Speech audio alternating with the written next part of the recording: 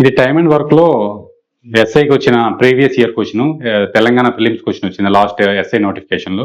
ఈ ప్రాబ్లం మనము normal method లో చేయొచ్చు. నార్మల్ మెథడ్ లో అంటే ఇది ప్రాబ్లం ఏంటంటే A can do a piece of work in 10 days, B can do a same piece of work in 15 days. With the help of CE అందరూ కలిసి 5 days లో టోటల్ వర్క్ కంప్లీట్ చేస్తే C ఒక్క share ఎంత అని problem లో మనకు question అడిగింది. ఇది నార్మల్ గా 1/10, ఏ 1 day లో 1/10 చేస్తుంది, బి 1 day లో 1/15 ఇట్లా చేయొచ్చు ట్రెడిషనల్ మెథడ్. లేదా వీటన్నిటికీ ఎల్సిఎం కనుక్కొని ఎఫిషియన్సీ ప్రకారం అమౌంట్ అనేది డివైడ్ చేయొచ్చు.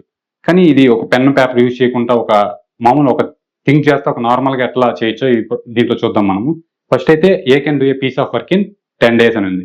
అంటే ఏ ఒక్కడే టోటల్ వర్క్ చేస్తే 30,000 ఎర్న్ చేస్తాడు. అంటే టోటల్ వర్క్ 10 days లో పూర్తి చేసినాడంటే 30,000 ఏ ఒక్కడికే వచ్చేస్తుంది కదా అమౌంట్ అంతా. అప్పుడు ఏమవుతుంది, ఏ ఒక్క రోజులో ఎంత చేస్తాడు, 30,000/10 days చేసామంటే రోజుకి 3,000 ఎర్న్ చేస్తాడు ఏ.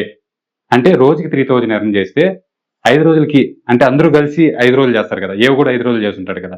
ఈ 5 రోజుల్లో ఏ ఒక్కడు ఎంత ఎర్న్ చేస్తుంటాడు, 5 3s 15,000. అంటే ఈ 30,000 లో 15,000 పక్కన పెట్టేయండి. In the same manner B వచ్చి ఒక రోజు బి టోటల్ వర్క్ 15 days లో కంప్లీట్ చేస్తుంది. టోటల్ వర్క్ బిఏ చేసింది అనుకుంటే టోటల్ అమౌంట్ 30,000 బికి వెళ్ళిపోతుంది కదా. అప్పుడు 30,000 బికి వెళ్ళిపోతుంది అంటే ఒక రోజులో బి ఎంత ఎర్న్ చేస్తున్నట్టు, 30,000/15 చేసామంటే 2,000. అంటే బి అనే అతను రోజుకి 2,000 ఎర్న్ చేస్తాడు. ఈ 2,000 అని రోజుకి 2,000 ఎర్న్ చేస్తే బి కూడా 5 days చేసి ఉంటాడు కదా. 5 days చేస్తుంటే 2 5s 10,000. అంటే 10,000 పక్కన పెట్టింది. అదొక 15,000, ఇది ఒక 10,000. టోటల్ 25,000 పక్కన పెట్టేస్తే మిగిలిన షేర్ అంతా సి. అంటే ఇది చూసారా, పెన్ పేపర్ యూజ్ చేయకుండా మనం సింపుల్ గా, అంటే ఇది ఈ టైప్ లో ఒకలా చేయొచ్చు. లేదా రెండింటిని ఇప్పుడు ఏ ఒక రోజులో ఎంత చేస్తాడు, ఒక రోజులో 3,000 ఎర్న్ చేస్తాడు. బి సేమ్ ఎంత ఎర్న్ చేస్తారు, ఒక రోజులో 2,000 ఎర్న్ చేస్తారు. టోటల్ 5,000 ఎర్న్ చేస్తారు. 5,000 ఇద్దరు కలిసి 5 days, అందరూ కలిసి 5 days చేస్తారు కదా. వీళ్ళిద్దరు 5 days చేస్తే రోజుకి 5,000 లెక్కన 25,000, 25,000 ఎర్న్ చేస్తారు. మిగిలింది 30,000 లో 25,000 పోతే 5,000 సి ఎర్న్ చేస్తారు.